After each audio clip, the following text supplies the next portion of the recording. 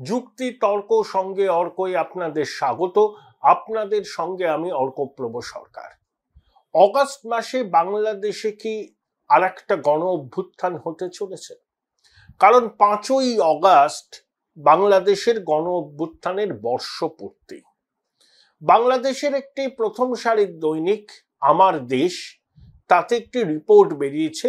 সেই রিপোর্টে বলা হয়েছে যে অগাস্ট মাসে হয় গণ অভ্যুত্থানের দিন 5ই অগাস্ট বা তার আশেপাশে বাংলাদেশে ক্ষমতা দখল করার জন্য আবার ঝাঁপাবে আওয়ামী লীগ। তো আওয়ামী লীগের রাজনৈতিক কর্মকাণ্ড নিষিদ্ধ, নির্বাচন কমিশন তার নিবন্ধীকরণ বাতিল করেছে। তাহলে আওয়ামী লীগ কিভাবে আবার নতুন করে ক্ষমতা দখল করবে? এটা কি সত্যি নাকি ওই সংবাদপত্রটির কল্পনা প্রসূত, যাতে এমন একটা খবর সামনে আনা যায় সেই খবরটার সূত্র ধরে সুদি ইউনূসের অন্তর্বর্তী সরকার মুক্তিযুদ্ধের পক্ষের শক্তির বিরুদ্ধে দমন পীড়ন চালায়? তো ওই কাগজটি বাংলাদেশের পুলিশ এবং গোয়েন্দাদের সূত্র উদ্ধৃত করে খবরটি করেছে। কতগুলো নাম দিয়েছে তারা, যেমন বাংলাদেশের অ্যান্টি টেররিস্ট স্কোয়াডের যিনি মহানির্দেশক ছিলেন, বাংলাদেশের এসবির অধিকর্তা ছিলেন মনিরুল ইসলাম, তিনি একজন লেফটেন্যান্ট কর্নেল যিনি ময়মনসিংহে দিয়ে সীমান্ত পেরিয়ে ভারতে এসেছিলেন বলে দাবি ওই সংবাদপত্রটি, তিনি মুজিবুর রহমান তার নাম, এবং সাবেক স্বরাষ্ট্রমন্ত্রী আসাদুজ্জামান খান কামাল এই পুরো প্রতি অভ্যুত্থানের মাস্টার মাইন্ড। তারাই প্রশিক্ষণ দিচ্ছেন, রিসোর্স মোবিলাইজ করছেন, এবং রিসোর্স মোবিলাইজেশন বাংলাদেশের মধ্যেও হচ্ছে, বাংলাদেশের বাইরে থেকে বিদেশ থেকে হুন্ডির মাধ্যমে টাকা পাঠানো হচ্ছে আওয়ামী পন্থীদের কাছে। এবং বসুন্ধরার একটা কনভেনশন সেন্টারে 400 জন আওয়ামী লীগের সক্রিয় কর্মীকে প্রশিক্ষণ দেয়া হয়েছে কিভাবে গণ অভ্যুত্থান সংগঠিত করতে হবে। এবং অবশ্যই যেটা হয়, যত দোষ নন্দঘোষ, ভারতীয় আধিপত্যবাদ, ভারতের সঙ্গে যুক্ত, ভারতের রিসার্চ এন্ড অ্যানালিসিস উইং নাকি এই পুরো বিষয়টাকে নজরদারি করছে, এইসব কথা বলা হয়েছে। আসলে বাংলাদেশে কি বলবো আর কি, কিছু হলেই সেটা ভারতের দিকে আঙুল তোলার একটা প্রবণতা এই জঙ্গি জেহাদিদের আছে, ইউনূসের আছে, তার জঙ্গি সহযোগীদের আছে,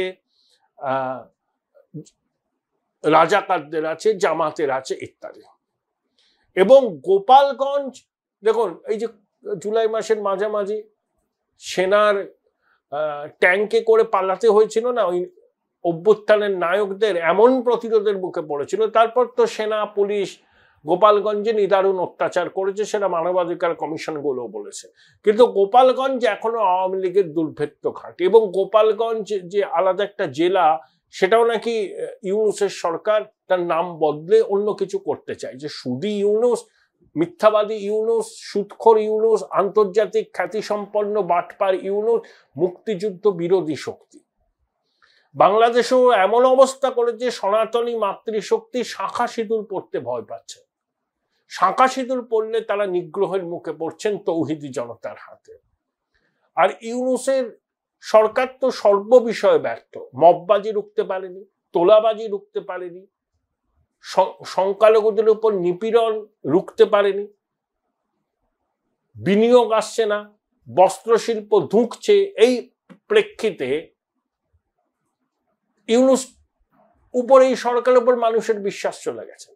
জামাতকে এখনো সাফাই দিতে হচ্ছে যে মুক্তিযুদ্ধে তারা যে ভূমিকা নিয়েছিল তার জন্য ক্ষমা চাইতে হবে। বিএনপির খালেদা জিয়া এসছেন, তারেক জিয়া কবে আসবেন কেউ জানে না। নির্বাচনের রোডম্যাপ এখনো ইউনূস ঘোষণা করেন। এসব তো চলছেই। এবং সাধারণ মানুষ বুঝছেন যে আওয়ামী লীগের সময় বা শেখ হাসিনার সময় সে আমলে দুর্নীতি হয়নি, স্বজন পোষণ হয়নি, কেউ বলছে না। দীর্ঘদিন ক্ষমতায় থাকার ফলে শেখ হাসিনা একটা স্যাঙারতন্ত্র তৈরি করেছেন, তারা বাংলাদেশের সম্পদ লুট করেছে, কোনো সন্দেহ নেই। প্রভূত সম্পদের অধিকারী হয়েছেন তারা এবং বিদেশে বিপুল সম্পত্তির মালিক হয়েছেন স্বনামে বেনামে, এবং আওয়ামী লীগের হাতেও প্রচুর টাকা আছে। কিন্তু শেখ হাসিনার আমলে সাধারণ মানুষ বলছেন ধরুন যাওয়া লাগতো না। আর এখন এই যে দেশ স্বাধীন করছে স্পোলাফাইনে কয়, ছাত্ররা কয়, কিন্তু দেশ স্বাধীন করছে হাসিনা লড়াইছে, এটা ঠিক আছে, লড়াইছে, লড়াই আনতে হেরা কি কাজ করে? হ্যাঁ তো কোনো কাজ করতে দেখি না। হেরা আমরা এই যে দ্রব্যমূল, যে চাউল, তাই তরকারি, আমাকে যে সমস্ত প্রয়োজনীয় জিনিস, এগুলি সব কিছুর তো দর দিন দিন বাড়তেছে। হাসিনার আমলে রিক্সা চালাইয়া 1000 টাকা কামাই করা কোনো ব্যাপার ছিল না, আর এখন 500-600 টাকা কামাই করতে মাথার গাম পাই পড়িয়া যায়। একটা রিক্সাওয়ালা দিনে সে 1000 টাকা রোজগার করতে পারত, এখন তার অর্ধেক করছে। অনেক কল্যাণমুখী কর্মসূচি বাতিল হয়েছে, তাই মানুষ ভাবছেন আগে যা ছিল সেটাই ভালো। এবং যখন আপনি নিষেধাজ্ঞা চাপাবেন কোন দলের কর্মকাণ্ডের উপর, এবং যে দলটা বাংলাদেশের মুক্তিযুদ্ধের সঙ্গে অঙ্গাঙ্গিভাবে জড়িত, একটা সিম্প্যাথি তাদের দিকেই থাকবে। এইরকম একটা পরিস্থিতি গণ অভ্যুত্থানের 1 বছরের মাথায় আওয়ামী লীগ কি সশস্ত্র অভ্যুত্থানের মাধ্যমে আবার বাংলাদেশের ক্ষমতা দখল করতে চাইছে, এবং তারা নাকি প্রস্তুতি চূড়ান্ত করেছে। এই খবরটা সামনে আসার অর্থ হলো কেউ না কেউ ফাঁস করেছে। যদি এই খবরটার অথেন্টিক হয় তাহলে আওয়ামী লীগ তাদের নিশ্চয়ই plan B plan C ready আছে। আবার এমনও হতে পারে সম্পূর্ণ মিথ্যা খবর ছাপানো হয়েছে পুলিশ এবং গোয়েন্দা সূত্রকে উদ্ধৃত করে, যাতে এই খবরকে হাতিয়ার করে ইউনূস বাহিনী মুক্তিযুদ্ধকামী জনতার উপর ঝাঁপিয়ে পড়ে, বিনা বিচারে জেলে পড়া হয়, আটকে রাখা হয়, অত্যাচার করা হয়। দুটোই হতে পারে, কোনটা ঠিক এই মুহূর্তে বলা সম্ভব নয়। তবে শেখ হাসিনা তার রাজনৈতিক সহযোগীদের সঙ্গে এবার সাক্ষাৎ শুরু করবেন। এতদিন তিনি তার পরিবারের সদস্যদের সঙ্গে দেখা করছিলেন, তবে আওয়ামী লীগের নেতাদের সঙ্গে ফোনে কথা বলছিলেন, বিভিন্ন হোয়াটসঅ্যাপ গ্রুপে তিনি যুক্ত আছেন, কতগুলো গ্রুপে তিনি অ্যাডমিনও। প্রত্যন্ত গ্রামে বাংলাদেশের আওয়ামী সমর্থককে শেখ হাসিনা ডাইরেক্টলি সমাজ মাধ্যমে কথা বলেছেন। কিন্তু এই প্রথম তিনি দিল্লিতে অবস্থান করছেন, তিনি আওয়ামী লীগের নেতাদের সঙ্গে সামনাসামনি বৈঠক করবেন। এটা খুব সিগনিফিক্যান্ট। মানে ভারত সরকার থেকে অনুমতি দিয়েছে। সেই কাগজটি এটাও দাবি করেছেন একটা সেপারেট অফিস শেখ হাসিনার জন্য তৈরি হয়েছে, তাতে অনেকে কাজ করছেন, কোনো নাকি ব্লু প্রিন্ট ছপা হচ্ছে। বাংলাদেশের পরিস্থিতি খুব অস্থির, যে কোনো সময় যে কোনো কিছু হতে পারে। তাই এই রিপোর্টটাকে আমি বিশ্বাসও করছি না, আবার উড়িয়েও দিচ্ছি না। সত্যিও হতে পারে, আবার সম্পূর্ণ অন্য কারণে, মানে মুক্তিযোদ্ধাদের নির্বিচারে গণহারে গ্রেপ্তার অত্যাচার করার জন্য এই খবরটা, ভুয়ো খবরটা ছাপানো হতে পারে গোয়েন্দা সূত্রকে উদ্ধৃত করে, এবং এই খবরটাকে হাতিয়ার করে জঙ্গি ইউনূসের বাহিনী ঝাঁপিয়ে পড়বে মুক্তিযোদ্ধাদের উপরে। দুটোই হতে পারে, কিন্তু situation is very volatile in Bangladesh, এটা নিয়ে কোনো সন্দেহ নেই। এবং ওই ছাত্র জনতা, তাদের তো কোনো বিশ্বাসযোগ্যতা নেই। একজন মহিলা, ওই মেয়েটি মুখ ছিল জাতীয় নাগরিক পার্টির, কি ফাতেমা, ভুলে গেলাম, সে তো বলেছে এখন তো হচ্ছে শুধু টাকা বানানোর যন্ত্র, টাকা তোলাবাজি, এটাই করছে ওই ছাত্ররা, সমন্বয়করা।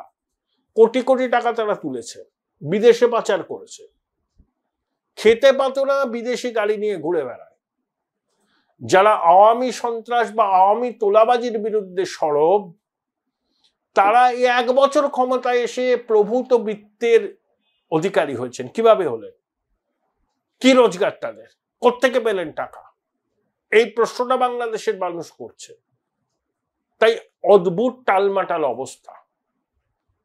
তাই শোনা যাচ্ছে যে আরেকটা গণ অভ্যুত্থান হতে পারে, এবং সেই গণ অভ্যুত্থান কিন্তু আওয়ামী লীগের নেতৃত্বেই হবে। অবশ্যই আওয়ামী লীগের পতাকা নিয়ে হবে না, সাধারণ মানুষ পতাকাহীন ভাবে রাস্তায় নামবেন। হতে পারে সরকারি দপ্তর দখল করবে, সেনানিবাস ঘেরাও করবেন। যদি বিপুল সংখ্যক মানুষ পথে নামে, ঠিক যেমন জুলাই অগাস্টে হয়েছিল 24-এ, তখন সেনাবাহিনী কি বলেছিল? আমরা দেশের মানুষের উপর গুলি চালাতে পারবো না, শেখ হাসিনাকে জানিয়ে দিয়েছিল। এবং তার ফলেই শেখ হাসিনা সরকারের পতন হয় এবং তিনি দেশ ছাড়তে বাধ্য হন।